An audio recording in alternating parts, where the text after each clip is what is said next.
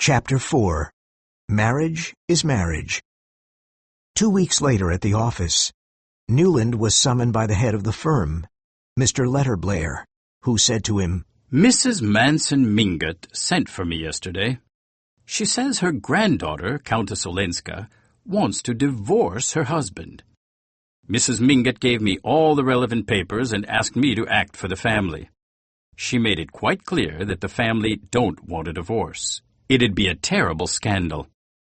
I want you to go to the Countess and persuade her not to ask for a divorce." "Can't someone else do it?" asked Newland. "The fact that I'm engaged to her cousin makes it rather difficult for me." It is precisely because you're engaged to her cousin that we're asking you to do it. Mrs. Mingott asked for you. It is a very private matter, and nobody else in the firm knows about it. Please take these papers and read them." Perhaps divorce is the best thing in this case. I can't promise to persuade the Countess not to divorce her husband unless I'm convinced that it's the right thing to do. "I don't understand you, Archer," said Mr. Letterblair. "You're going to marry into her family. Do you want that family to be the subject of scandal?" No, of course not. But what I want is irrelevant. The Countess is here. The Count is in Europe. The Atlantic is between them. The Count has already given her some of her money back. He won't give any more. Why should he? The marriage agreement doesn't require him to do so, even in the case of divorce. Besides, they say she doesn't care about the money. If that is the case, she should just let things remain as they are.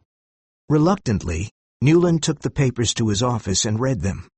The last was a letter from the Count in which he threatened to create a scandal over the Countess's relationship with his secretary if she insisted upon a divorce. It was a very nasty letter. Newland felt a sudden compassion for the Countess.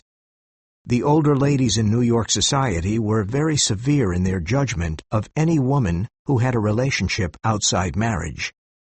They spoke of "that kind of woman" and showed no pity to her. They always pitied the man. They considered him a foolish creature who couldn't resist that kind of woman. The man was always the poor victim who had to be saved.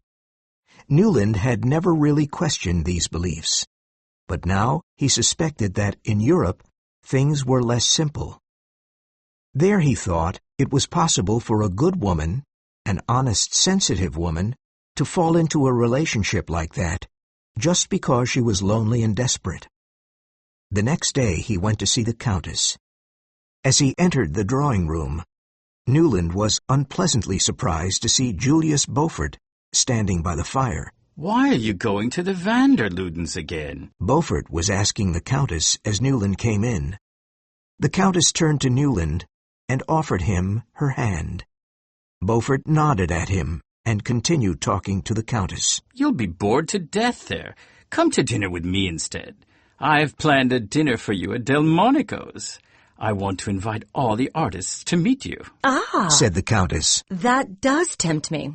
I haven't met any artists since I've been here. "I know some painters," said Newland. "I'll introduce them to you if you like." "Painters?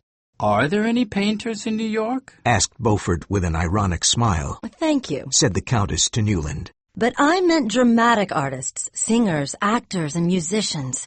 My husband's house was always full of them. Then she turned to Beaufort, offered him her hand, and said, "Good night. I have to discuss business with Mr. Archer." Beaufort kissed her hand, but he didn't look pleased. As he was leaving, he said, "Archer, if you can persuade the Countess to come to Delmonico's on Sunday, you can come too." "So you care about art, Mr. Archer?" asked the Countess when they were alone. "Oh, yes. I always go to the exhibitions when I'm in London and Paris." "I used to care about art too, but now I want a new life. I want to leave my old life behind and become an American, just like everyone else." "You'll never be like everyone else," said Newland. "Don't say that. I hate to be different. I want a new start." "I know. Mr. Letterblair told me. In fact, he asked me to come see you. That's why I'm here," said the Countess with a smile. You mean I can talk to you? You'll help me? "Yes." Have you read the papers? Do you know about my life with my husband? "Yes," said Newland, blushing. Then you agree with me that I should get a divorce? "Well, I'm not sure. Your family don't want a divorce, and they've sent me, or rather my partner, Mr. Letterblair, has sent me, to explain to you their point of view. Have you read my husband's letter? Yes. And isn't it horrible? Newland looked down. Yes. I'm a Protestant, Said the Countess. Our church doesn't forbid divorce in such cases. But, Said Newland. in his letter, the Count threatens to cause a scandal if you insist upon divorce. What harm could that do me here? Asked the Countess. I'm afraid it could do you more harm here than anywhere. You see, New York society's a very small world, ruled by people with rather conventional ideas. Yes, She replied, and her lips trembled a little as she spoke. that's what my family tell me. And do you agree with them? He stood up and walked to the fireplace.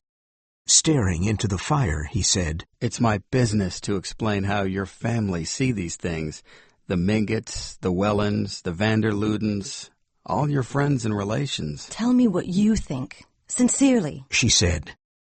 Well, what would you gain from a divorce? He said, looking into the fire. My freedom! Is that nothing?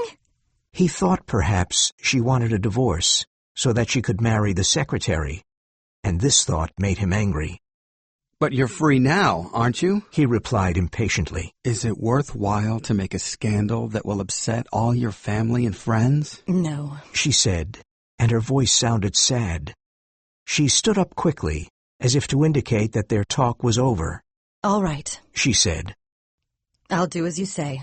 I won't ask for a divorce. Newland blushed and took both her hands in his. I do want to help you, He said. I know. You do help me. Good night. She replied. He bent his head, kissed her hands, and left her.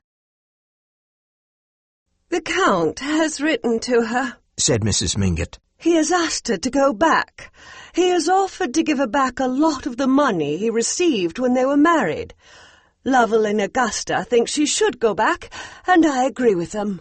Newland was sitting with her in her drawing room drinking tea. I'd rather see her dead. He said.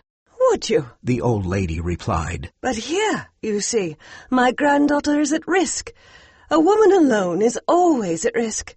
In Europe she has everything she could desire. Jewels, fur coats, splendid houses, the company of artists and intellectuals. Marriage is still marriage, Mr. Archer, and my granddaughter is still a wife.